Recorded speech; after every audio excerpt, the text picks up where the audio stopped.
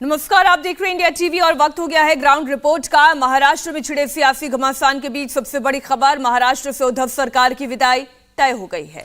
खुद शिवसेना ने इसके संकेत दे दिए हैं। संजय राउत ने ट्वीट करके विधानसभा भंग होने का इशारा कर दिया है। ट्विटर पर राउत ने लिखा है कि राजनीतिक घटनाक्रम से तय है कि विधानसभा भंग होने की ओर है। दोपहर 1 बजे उद्धव ठाकरे ने कैबिनेट की बैठक बुलाई है। इस मीटिंग के बाद उद्धव ठाकरे विधानसभा भंग करने की सिफारिश कर सकते हैं।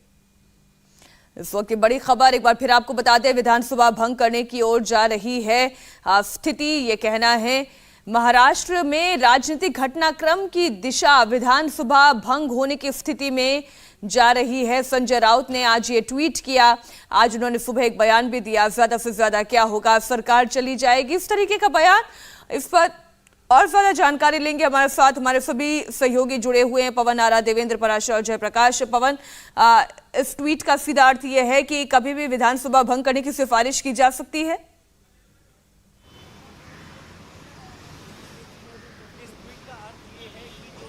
बल होना चाहिए शिवसेना पर दावा जताने के लिए, वो उद्धव ठाकरे के पास नहीं है और अब उनके पास विकल्प सीमित होते जा रहे हैं। ये एक संभावना भर है। मध्यावधि चुनाव चाहते हैं नहीं चाहते हैं वो अभी बैठक के बाद तय होगा, लेकिन हां, इस ट्वीट से यह स्पष्ट संदेश है कि फिलहाल उद्धव ठाकरे और उनका ग्रुप शिवसेना में कमांडिंग पोजीशन में नहीं है। बातचीत की बात की जा रही है, संजय राउत की तरफ से मनाने की कोशिशें की जा रही हैं, लेकिन क्या शिवसेना बीजेपी के साथ आने की शर्त को मानेगी? और जिस तरह के विधानसभा भंग करने के शब्द का इस्तेमाल किया गया है, तो उससे स्पष्ट है कि शिवसेना फिलहाल एकनाथ शिंदे की उस शर्त की तरफ तो कम से कम नहीं बढ़ रही है कि महाविकास आघाड़ी से हटकर शिवसेना बीजेपी के साथ आए और सत्ता बनाए।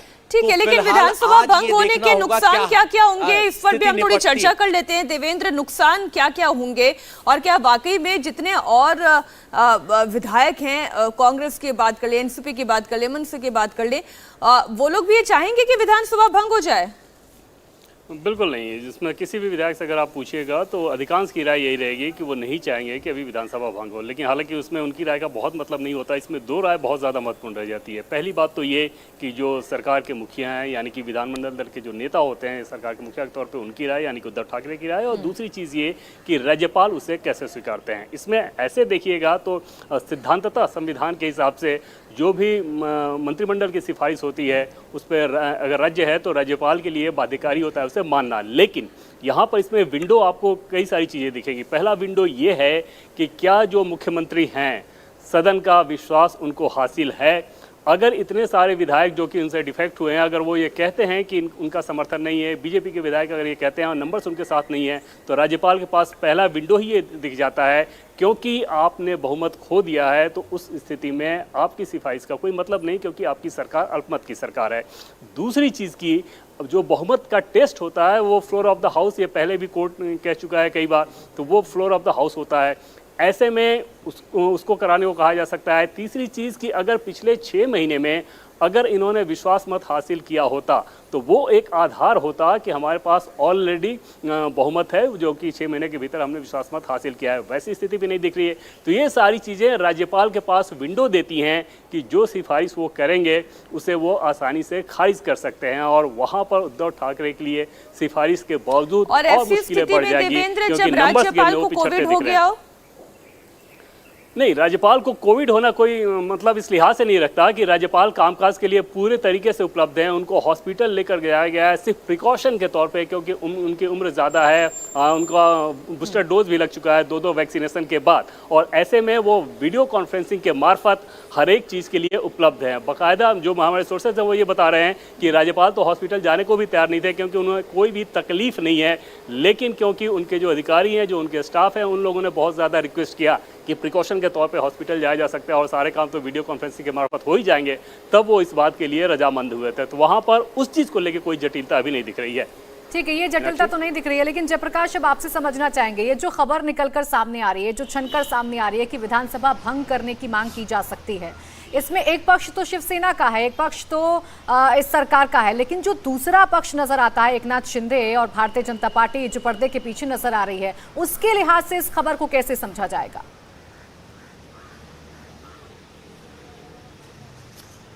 देखिए, उसके लिए सबसे पहले हमें महाराष्ट्र की विधानसभा को समझना पड़ेगा। महाराष्ट्र में कुल 288 विधायक थे, जिसमें एक विधायक शिवसेना के हैं, रमेश लटके, उनका निधन हो गया। 287 विधायक हैं, यानी जो बहुमत का आंकड़ा है वो 144 का आंकड़ा है। और अगर हम भारतीय जनता पार्टी के लिहाज से समझना चाहें तो भारतीय जनता पार्टी को 106 सीटें आई थी 2019 के विधानसभा चुनाव में, और उन 106 सीटों के साथ साथ भारतीय जनता पार्टी के पास जो निर्दलीय विधायक हैं उसके साथ उनकी संख्या 113 हो गई है। अब ऐसे में अगर 37 विधायक जो एकनाथ शिंदे जुटा लेते हैं खुद, उनके साथ कुल 36 विधायक और जुटा लेते हैं, तो ऐसे में भारतीय जनता पार्टी का जो आंकड़ा है वो 153 से ज्यादा हो जाएगा।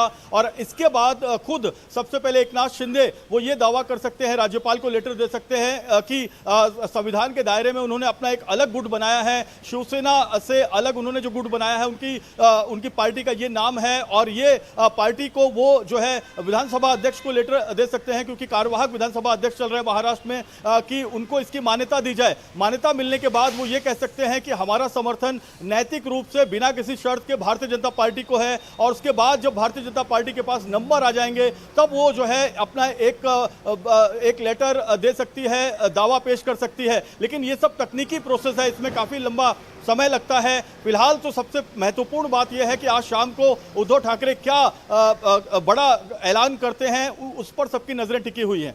और एकनाथ शिंदे की रणनीति इस बीच क्या है देवेंद्र, इसको लेकर आपके सोर्सेस क्या बता रहे हैं? आज की तारीख में वो अब उनका अगला स्टेप क्या होने वाला है? बिल्कुल, वो एक तो बहुत ज़्यादा कॉन्फिडेंट हैं, उनको ये लग रहा है कि नंबर्स उनके पास आ गए हैं। तो पहला काम वो ये करेंगे कि वहाँ पर अवगत कराएंगे, जैसे राजभवन में भी उनको ये सूचना देनी होगी या विधानसभा में उनको ये सूचना देनी होगी, और अपने गुट के बारे में बताना होगा, वो बाकायदा लिखित बताना होगा, क्योंकि वहाँ पर गुवाहाटी में है तो फिजिकल प्रेजेंटेशन हो नहीं सकता अभी उनका। तो उस चीज़ में पहले लिखित तौर पर वो इन्फॉर्म कर देंगे। और रह गई बात एक जो बड़ी चीज़ होती है किसी भी नए फॉर्मेशन में, कि क्या बीजेपी के साथ भी उनकी कोई ऐसी बातचीत चल रही है कि कोई उसमें जटिलता है, कोई इफ एंड बट्स है। तो जो हमारे सोर्सेज हैं वो ये बता रहे हैं कि बीजेपी के साथ इक्वेशन के मामले में एकनाथ शिंदे को कोई भी तकलीफ नहीं होने जा रही है। देवेंद्र फडणवीस और एकनाथ शिंदे के बीच इक्वेशन बहुत बेहतर रहे हैं हमेशा से, और ऐसे में इस बार उस चीज़ को लेकर कोई जटिलता है कि ऐसा नहीं है। जो भी उनको देखना है वो फ्लोर ऑफ द हाउस या राजभवन के तरफ से देखना है, अपने आप को एंटी डिफेक्शन लॉ से बचाना है, उसके हिसाब से नंबर्स अरेंज करना है। तो ये इन सारी चीज़ों पर उन्हें देखना है। इक्वेशन को लेकर कोई समस्या नज़र नहीं आ रही है, और जिसका नतीजा है कि एकनाथ शिंदे बहुत ज़्यादा कॉन्फिडेंट नजर आ रहे हैं। बिल्कुल, एकनाथ शिंदे तो कॉन्फिडेंट नजर आ रहे हैं। इन सबके बीच अब उद्धव सरकार भी किस तरीके से संकेत दे रही है वो भी हम सबके सामने आ गए हैं। पवन, देखिए जैसे एक एक करके तमाम जो विधायक हैं जो फिलहाल उद्धव ठाकरे के साथ हैं, एक एक करके उनकी संख्या घट रही है।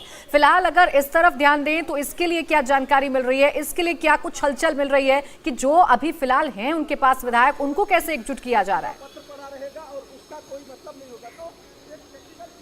जी बिल्कुल, जो नेता प्रतिपक्ष के लिए जो कल एक चिट्ठी दी गई थी हटाने के लिए, एकनाथ शिंदे को हटाने के लिए जो चिट्ठी लिखी थी उसमें 22 विधायकों के हस्ताक्षर थे, लेकिन आज सुबह होते होते उनमें से भी 2 विधायक कम हो गए हैं। तो शिवसेना की तरफ से वर्ली के एक होटल में सभी शिवसेना के विधायकों को इकट्ठा किया गया है, लेकिन सबसे बड़ा सवाल है कि क्या वो काफी हैं?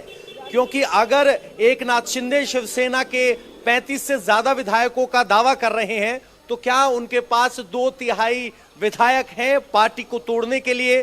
क्योंकि एकनाथ शिंदे लगातार दावा कर रहे हैं कि वो ना बीजेपी में शामिल हो रहे हैं और वही असल शिवसेना है। तो कुल मिलाकर सत्ता की लड़ाई से पहले ये लड़ाई शिवसेना साबित करने की है कि असल शिवसेना की कमान किसके हाथ में है, उद्धव ठाकरे के हाथ में या एकनाथ शिंदे के हाथ में। जैसा कि देवेंद्र बता रहे हैं कि एकनाथ शिंदे बहुत कॉन्फिडेंट हैं, तो सबसे पहली उनके लिए चुनौती ये है कि वो 2/3 का वो आंकड़ा पार करें जो शिवसेना के विधायकों में से, ताकि वो अपनी सदस्यता बरकरार रख सके, शिवसेना के अलग गुट होने का दावा कर सके। और जब आज ये बैठक बुलाई गई शाम को, जिसमें शिवसेना के सभी सांसद और एमएलए और एमपी इकट्ठे बुलाए गए हैं, तो उसमें काफी कुछ स्थिति स्पष्ट होगी। वो हमारे लिए बैठक इंपॉर्टेंट होगी कि हमें पता चलेगा कि कितने साथ हैं। हालांकि उद्धव जरूर जानते होंगे कि आज के दिन उनके साथ कितने एमएलए इस वक्त मौजूद हैं। तो फिलहाल पहली लड़ाई शिवसेना वर्सेस शिवसेना की है जो चल रही है। पहली लड़ाई आपने बिल्कुल ठीक कहा कि पहली लड़ाई तो उनकी अपनी पार्टी की है, उसके बाद की लड़ाई सरकार बचाने की है। छगन भुजबल इस वक्त क्या कह रहे हैं, ये आपको सुनाते हैं। मी काय ते अजून ऐकलं नाही असं ते म्हणाल्याचं आणि आता साहेब आहेत वरती पवार साहेब काय त्यांच्या त्यांना आम्ही भेटायला जातो काय करतात काय मार्ग निघतोय काय ते आता साहेब आहेत तोपर्यंत साहेब आहेत ते लक्ष देतील ना। दुपारी 1 वाजता कॅबिनेट आहे, या बैठकीमध्ये मुख्यमंत्री सुद्धा काही महत्वाची भूमिका घेतील अशी एक शक्यता वर्तवली जात आहे। आजच्या सगळ्या मला तर नाही काय वाटत आहे काय रेग्युलर कॅबिनेट आहे असंच वाटतंय। ठीक आहे बघूया ना काय जेवढं संख्याबळ फार कमी झालं त्याच्यामुळे हा संख्याबळ आता काय करणार काय पंतप्रधान देहूमध्ये संत तुकारामाच्या भेटीला आले आणि एकनाथाला घेऊन गेले बरोबर आहे काय तर आता किती संख्याबळ आहे काय आहे ते अजून सर एक मिनिट सर आपण एकेकाळी शिवसेना सोडली होती त्यावेळेस देखील बंड झाला होता। शिवसेनेनंतर अनेक मोठ्या नेत्यांनी सोडली त्यावेळेसही बंड झाला होता, पण आता एकनाथ शिंदेच्या मागे जवळपास शिवसेनेतले 2/3 पेक्षा अधिक लोक जात आहेत। हे नेमका असंतोष शिवसेनेच्या आमदारांचा का? कारण की तुमच्या वेळेसचं तुमचं कारण एक होतं, राज ठाकरेंच्या वेळेसचं एक कारण होतं, नारायण राणेंच्या वेळेस पण आता त्याचं कारण काय ते सांगतातच आहेत ना, तुम्ही लोक दाखवतातच। मी काय पण एवढी अस्वस्थता किंवा हिंदुत्वाचा भूमिका ही शिवसैनिक आमदारांची होती का असा मुद्दा आहे। मला तर नाराजी होती का? आमच्या माझ्या तर कानावर कधी आलं नव्हतं असं काय होतंय म्हणून। Uddhav Thackeray is likely to resign now. That's what I have not heard so far. I don't know anything about it. Sir, do you What Sanjay Raut? Yet I do not know. I do not. पण अशी काही चर्चा साहेबांना भेटतोय काय तर मला काय माहिती ते त्याचा अंतर्गत प्रश्न शिवसेनेचा चाललेला आहे।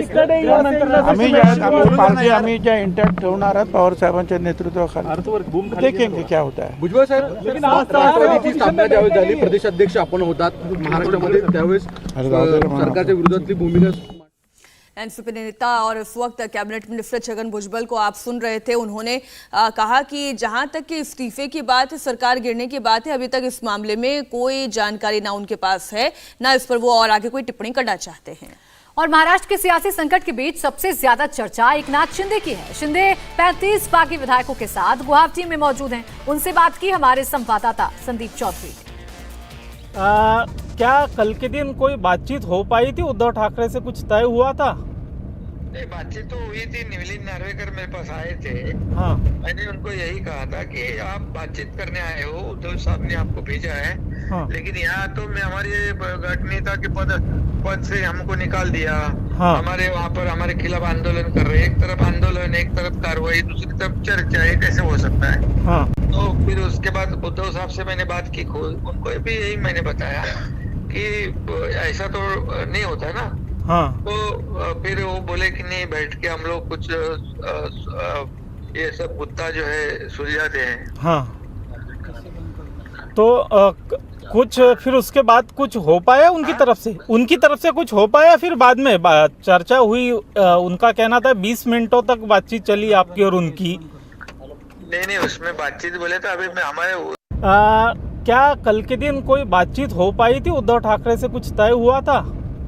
नहीं, बातचीत तो हुई थी। निवलिन नार्वेकर मेरे पास आए थे। हाँ। मैंने उनको यही कहा था कि आप बातचीत करने आए हो, उद्धव साहब ने आपको भेजा है। हाँ। लेकिन यहाँ तो मैं हमारे गठ नेता के पद से हमको निकाल दिया। हाँ। हमारे वहाँ पर हमारे खिलाफ आंदोलन कर रहे, एक तरफ आंदोलन एक तरफ कार्रवाई दूसरी तरफ चर्चा, ये कैसे हो सकता है? हाँ। तो फिर उसके बाद उद्धव साहब से मैंने बात की, उनको भी यही मैंने बताया कि ऐसा तो नहीं होता ना।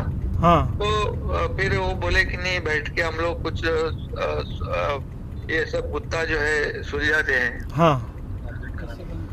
तो कुछ फिर उसके बाद कुछ हो पाया उनकी तरफ से कुछ हो पाया? फिर बाद में चर्चा हुई, उनका कहना था 20 मिनटों तक बातचीत चली आपकी और उनकी। नहीं उसमें बातचीत बोले तो अभी मैं हमारे तो आपने सुना, ये बड़ी खबर इंडिया टीवी से एक्सक्लूसिव बातचीत की एकनाथ शिंदे ने। इधर संजय राउत ने अपने ट्वीट से पहले मीडिया से बात करते हुए कहा कि ज्यादा से ज्यादा क्या होगा, सत्ता जाएगी। उनका बयान भी आपको पूरा सुनाते हैं। ज्यादा से ज्यादा क्या होगा, सत्ता जाएगी। और क्या होता है, ज्यादा से ज्यादा क्या होगी, महाराष्ट्र की सत्ता जाएगी, सत्ता वापस आ सकती है। सर लेकिन प्रतिष्ठा होती है पार्टी की। गवर्नर साहब को कोरोना हो गया जी, तो थोड़ा सा काम स्लो चल रहा है उनका।